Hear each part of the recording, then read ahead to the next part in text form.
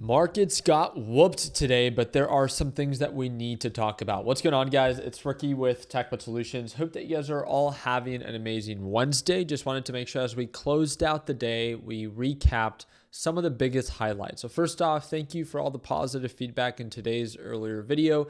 I will be following up with that video that talks about and provides a little bit more details on the cap for the 10% interest on credit cards.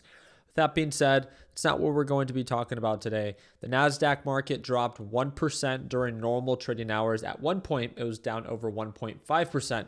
NASDAQ hitting lows of right around 614 to 615. If we look at this on the 1 hour time frame, again, this is where we see a lot of consolidation. There still is no break of pattern. It's still an ascending uptrend pattern. It's a pullback. It's not a full break of pattern. I just want to make sure that that is understood. Overall market is still bullish on the day chart. It's still bullish on the 4 hour, and it's still very bullish on the 1 hour as well. And this is coming from someone that loves when the markets pull back, right? Because deals present themselves. But there's no reason to get ahead of yourself. What pulled back today can recover by tomorrow. That's what we're looking for, a better sense of direction of, hey, are we going to break the support and continue, right? See continuation into the downside, or are we oversold enough that markets found a support and then they want to recover? Market direction is key, especially if you're a beginner, right? There's no reason to fight the trend of the market. If market direction like today is bearish and you don't like shorting, then it's probably best to just stay cash because everything was most likely selling off until the last probably hour to 2 hours of the day. And then at that point, the risk is probably too high, right? We did end up recovering, but again, just not quick enough. That being said, again, in the days that follow, we'll see if by tomorrow, based off of what is supposed to be reported, if it actually impacts the market in a positive or negative way.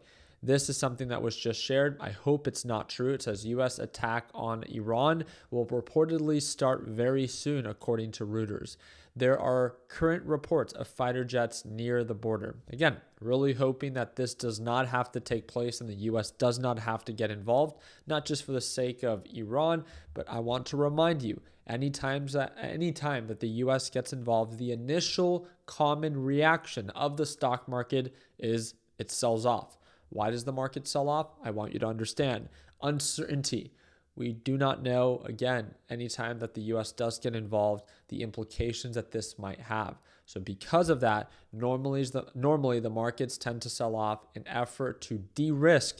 Again, and if it's not as bad as what was once assumed, then markets can quickly recover. Like we kind of saw during the Venezuela attack. Markets aggressively sold off, and then by the time that the markets opened, we saw a V-shaped recovery. So again, it can recover. I just want you to be aware of the volatility. If we're aware of this and if we're listening out for it, then again, probably tomorrow isn't going to be one of those days where I want to take super aggressive positions, knowing that it doesn't matter what technicals are showing me, right?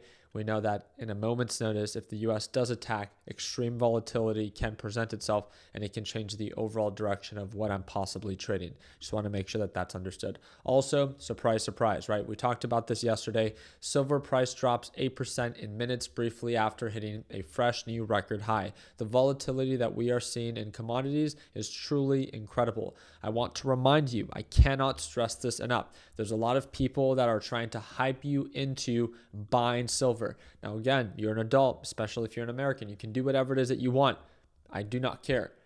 Understand the difference between a trade and an investment. If you're trying to trade something, it's most likely because direction, price action, or momentum are in your favor, right? As soon as that turns against you, then the trade no longer really begins to make sense.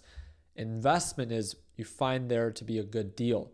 It's a value piece, right? No one would justify silver at the current price level to be a good deal. This is why I'm saying it makes more sense for a trade for those that have the risk tolerance for it than it does to be an investment.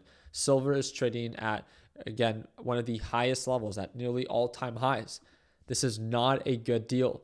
When you're hearing that, your neighbor or your friend or your Uber driver is telling you, oh, maybe it's time to buy silver. It's the same thing like when they told you maybe you should buy Bitcoin at $126,000 per coin. How did that play out for them?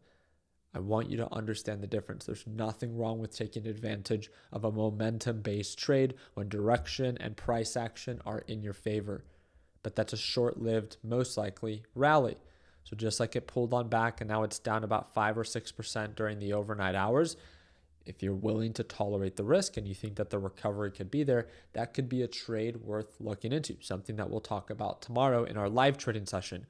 But it comes at a greater form of risk. It is not an investment. Two very different things. I just want to make sure that this is clearly understood for beginners that are just getting started to understand the difference between an investment and an actual trade.